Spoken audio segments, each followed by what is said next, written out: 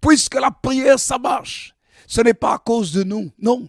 Ce n'est pas à cause des volumes de la voix. Ce n'est même pas à cause de notre intensité, bien-aimé. Parce qu'il y a des gens qui prient. Mais ce n'est pas ça qui change. Ce qui fait que la prière fonctionne, c'est est-ce que nous sommes agréables à Dieu? Est-ce que Jésus est le Seigneur de notre vie?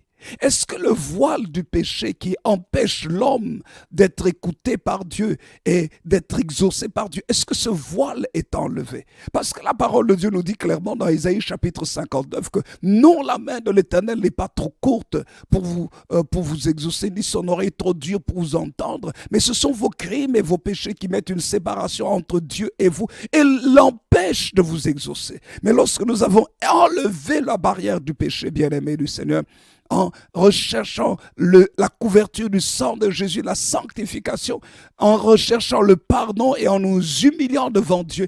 La Bible dit, si vous me cherchez de tout votre cœur, vous me trouverez. N'est-ce pas? Ce qui est écrit dans Jérémie chapitre 29, le verset 12. Et les suivants, si vous me cherchez de tout votre cœur, vous me trouverez, dit le Seigneur. Et Dieu n'est pas loin de ceux qui le cherchent. Il a voulu que les hommes le cherchent en tâtonnant, quoiqu'ils ne fussent pas loin, nous disent les Saintes Écritures. Et Dieu auprès de nous. Et lorsque nous le cherchons de tout notre cœur, il se laisse trouver. Et lorsque nous nous humilions devant lui, Seigneur, bien-aimé du Seigneur, sa main puissante se manifeste. Voilà pourquoi, chaque matin, avant de pouvoir partager la parole de Dieu, d'intercéder, nous déclarons que Jésus est Seigneur.